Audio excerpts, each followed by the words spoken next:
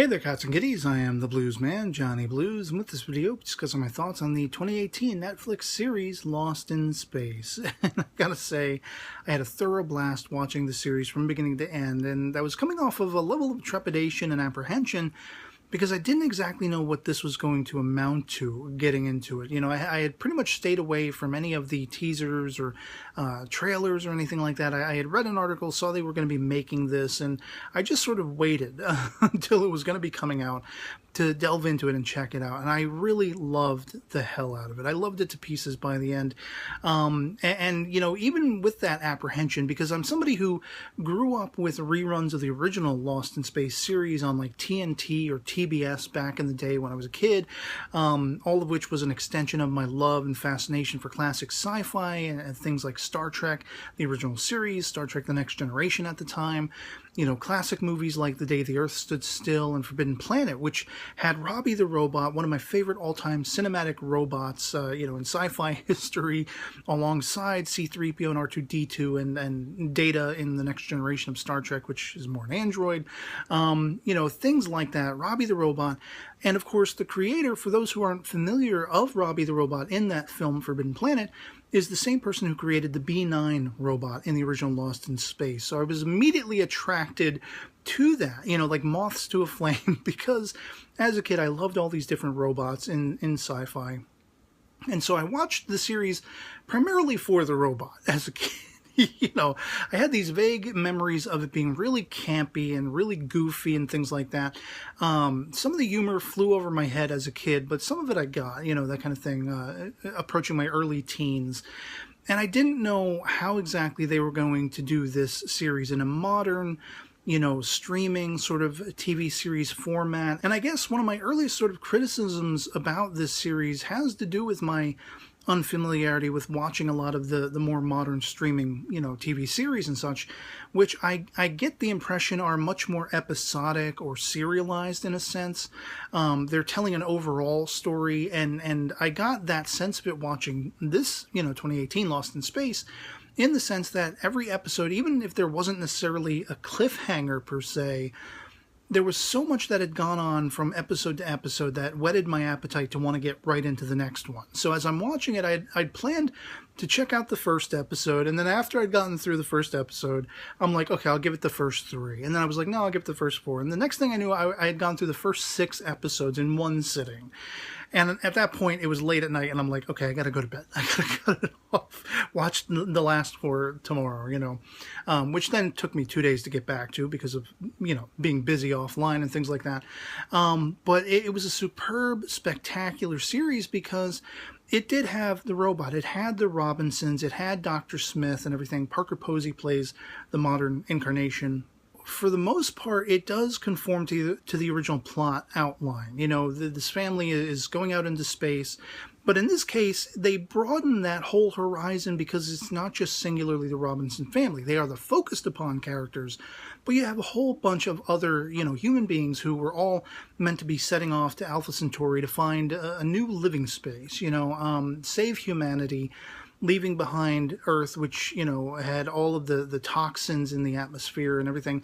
It was just, it wasn't a safe environment for humanity to live there anymore. And so this very much has a lot of that going for it, and I love that. I was immediately attracted to that. But what really grounded my fascination and curiosity with it was the depth of characterization, the familial ties that were somewhat turbulent in the Robinson family. They didn't all get along. You know, we were looking at the potential estrangement of you know, John Robinson, the husband, and his wife Maureen. You know, she wanted to take the kids on this journey and sort of leave him behind because he was a soldier, and at one point he put his name up for active duty when, you know, he gave the impression that he was actually following orders, that he had to be transferred somewhere away from the family. And it was because of this growing, you know, burden that was being placed between them, this divisiveness between husband and wife. And so she wanted to leave the planet with the kids. And you get into the meticulous sort of back history of the fact that they all have to study for this. You know, Will Robinson, he takes the same test as the rest of the family, as the rest of everyone who's going to be making this journey, this sojourn across space to Alpha Centauri, but he fails. Well, then how does he get to go along? They go into the different, you know, sort of decision making that goes on behind the scenes as far as the parents are concerned, what they're telling each other, what they're hiding from each other. And I just loved all the characterization within this series, you know, whether it's wisecracking, laugh out loud moments with the debut of Don West. He is one of the funniest elements of the series. But there are a lot of great moments, you know, to balance out the tense craziness that's going on, because it is literally, it's very serialized in the sense that there is something happening every single few minutes. You know, like another catastrophe befalls the Robinson family and all of the rest of the survivors of the different Jupiter ships and everything like that. They all collectively landed on this one planet, and it's just havoc is ensuing every 5 minutes. As soon as there's a calm moment, boom, something else happens. And that was kind of similar to what was going on in the original series, although usually it was, you know, predominantly because of Dr. Smith's evil, you know, doings and manipulations and things like that. And while we do have a somewhat malevolent Dr. Smith in Parker Posey's, you know, portrayal of the character in this series, I wouldn't say she's out and out evil, but she's definitely manipulative, and she definitely doesn't seem to have any qualms, you know, taking a life for the preservation of her own hide, saving her own ass, you know, that kind of thing.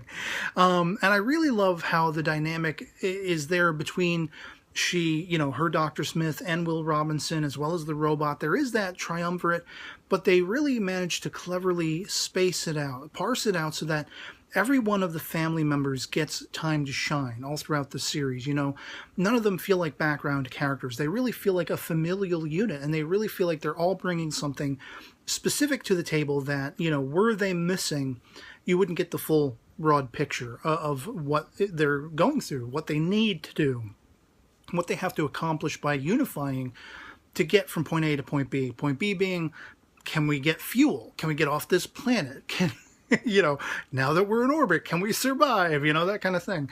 And the infighting and having to figure out what's going on with the Dr. Smith character. Again, the sibling rivalries and just familial rivalries that are going on. The levity that the Don West character brings forth with his Chicken Debbie and everything like that. It was just such a superb series. It completely, you know, excelled beyond any expectations I could have had going into it. I love the casting. Everyone who is cast in this show is pitch perfect for their roles. Their portrayals, the characterizations, the depth of character, the interpersonal interconnectivity between all of them, the familial connectivity. It's relatable, it's engaging. It is wrapped around with suspense and adventure and you know, shocks and twists and turns. And Parker Posey's Dr. Smith is rueful. She is a sort of, you know, I guess for lack of a better term, a villainous or an antagonist you love to hate, that kind of thing. So much of the things she was doing all throughout this series, just I was like, yeah, figure it out, please. She's endangering you all. But, you know, that's enough of my yapping about this particular series. I just had to come on and talk about how much I enjoyed it, how much of a blast I had with it, and recommend it to you guys out there who may be considering checking it out, or maybe hadn't heard of it, and want something new to watch, you know, that kind of thing. I couldn't more highly recommend this series, as I've said now ad nauseum, ad infinitum in this video. And so, yeah, otherwise that'll be pretty much it for me on this. Hope this video finds you well, and I'll catch you all later. Peace.